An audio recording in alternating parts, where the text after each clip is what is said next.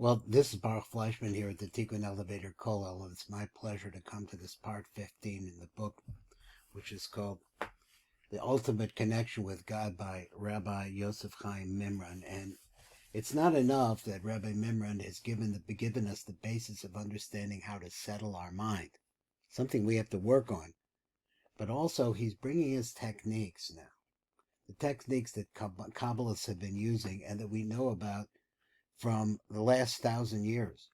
And so he's bringing us this to us. Now, let me see if I can get this down a little bit more and start reading. So this is the first yichud.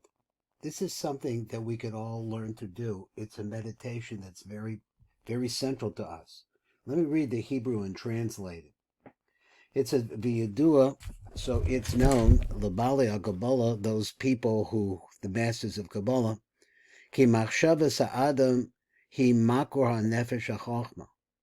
Our thoughts, what is the highest level of us, is the fountain or the root from which comes the nefesh of chochma. And I'm not sure exactly what that means, if it's just a metaphor or if it means to say that in the parts of a chochma that you have different oros panimi to that chochma, and we're dealing with the nefesh of that. I'm not sure. He says, Ki nimsheches misham, because this is where this chokhmah and thought comes from. Now you could say this is, if you listen to other shiurim, this is the Mochus Tima of Eric Anpin. B'yesh ba koach la'alos v'lahasig ad makom motzah. This place has the ability within it to be able to go upwards or enter in and to reach this place where the ultimate connection is at. Uvachagia ad makom motzo as a makor, so the place that finally comes to the place where is coming out the shefa from this fountain. Oz he nidbekis ba'or ha'olyon. That person who is able to reach that height is able to cling to the upper light, the most panimistic light, the light of eternity. Shenimshach b'menda v'na'ases he. That extends out from that, and it becomes itself. Now, let's see what he means. And he says over here, to the higher light from which it emanates, and they become one entity. Okay, now he says like this, to the Kabbalist, a name is the specific formula which defines an entity's entire being. Now, this is interesting to me, or it should be to anybody, is to try to understand what the concept of your name actually is. So my name is Baruch. It's not really particularly difficult to find that. Baruch is all over. It refers to the attribute called Yesod. So Yesod speaks. That's what I do. A Kabbalist would say that one's true name is their DNA. So if you came to the essence of who you are, so it means that Baruch is somewhere in this idea, it's their DNA sequence. So it is with the name of Hashem. So the same thing is true of your name. It's also true of the name Yud-Kei Vav-Kei. Now, we're talking about a meditation technique here. This meditation is one of the simplest, yet most profound ways to reinforce one's level of holiness and bonding with Hashem. So this, all we're talking about is creating this oneness. So Rabbi Yosef Chaim, this rabbi, who's also known as the Ben Ish Chai of Baghdad, has written in his Sefer Ben Ish Chai, this is a drush, in the drushos of the Parshas Lech Lecha, in this Parsha. So he's giving a site reference where we find this. He says, in accordance with with this pasuk, I place Hashem before me always. So this is the concept of the Shavisi. Shavisi Hashem, the Negdi, or Kenegdi, Tomid. So in other words, I'm putting Hashem in front of my face. That the Kabbalists have said that one should knit the letters of one's name. Now understand, knitting, in Hebrew it's usually called a shiluf. Combining these letters of one name with the letters of your name. That is, the letters of the name Yud-Kei Vav-Kei with the letters of your name, within the letters of the name of Hashem. Thus one will receive good substance from the letters of Hashem's holy name. You mix your name in with the name of Yud-Kei Vav-Kei. Now, this is a meditation, and we're going to see this in a minute because I printed something out about my name to try to help me out here. This is a profound meditative practice that everyone can benefit from.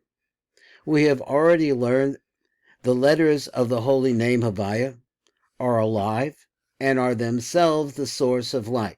So let's say we understand that Yud-K Vav-K represents this process of the parts of minimizing the light of the Ein Sof Baruch Hu to bring us the substance and the blessing that we need.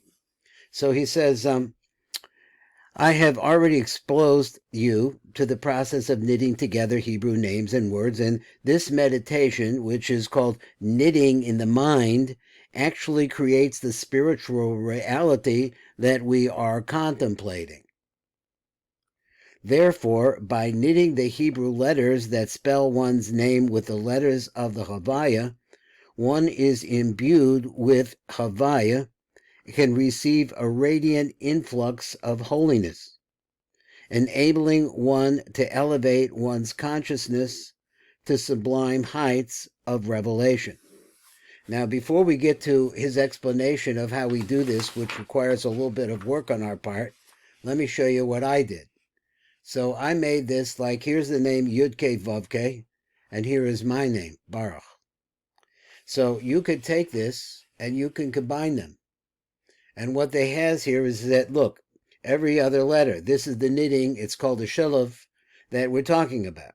He says Yud, K, Vav, K, right?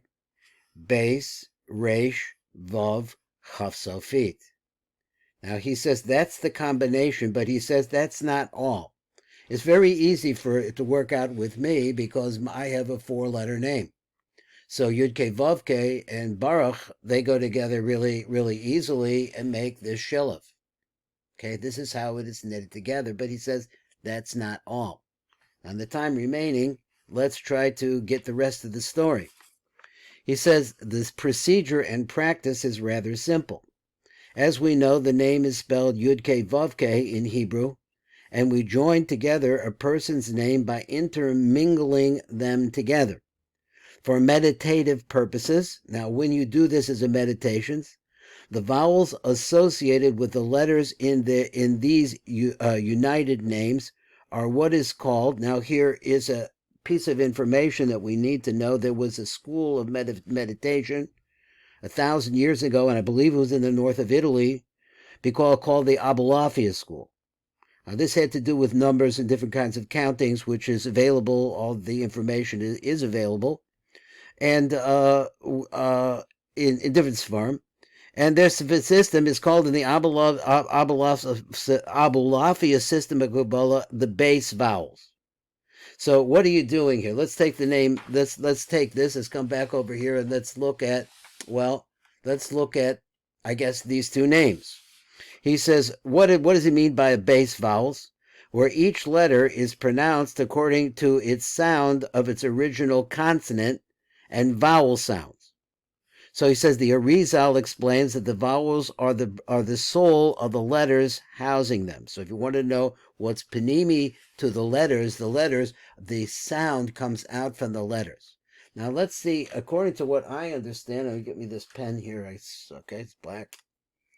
The way that I understand this, now in Yud-K Vav-K he says that you have to use the basic sound of the Yud. So this is like Yud. Then the base would be like this, right? It would, let's say, there you can see it. The base, this is the basic sound of the blade. Then the Hey would be like this too. And the Resh also like this. And the Vav would be like this. Another Vav would be like that because that's the basic sound underneath it. Back to the Hey and the Chaf Sofit. These would be the vocalizations. Now, I don't know, there's a lot more to this. This is part of a string of ideas that one needs to know, but this is my name. If I wanted to meditate on my name mixed with the name of Hashem, and why would I want to do this? Because this brings about a tremendous amount of mercy from Hashem. This is the name, my name, that mixing my name in with that of Hashem. This is an idea that I want to try. Okay, so let's go down here to the bottom. He says a 4-letter name. Now, you might say, for example, well, what about some people like Mordechai, for example, has more letters in their name? He says, I think. So he says, actually, a 4-letter name is knotted, or let's take Shmuel, for example. There's another name. There's all kinds of names that are not 4 letters. A 4-letter name is knotted, in other words, tied together with the shulav, by beginning with the yud of the Havaya, followed sequentially by the first letter of a person's name, and then so on, just like I did. But when it's 3 letters, it's placed with a 4-letter holy name and a name with more than... So this is a little clumsy, this sentence. He says, a name with 3 letters. So you have a name like, I don't know, I really haven't thought about it. He says with 3 letters is placed with the 4-letter name. So in other words, you go Yud, then the next letter, then K, then the next letter, then Vav, then there is no, then the next letter, and the final K, there's no letter after that. That's what that would look like. And a name with more than 5 letters simply leaves the excess letters on hanging at the end.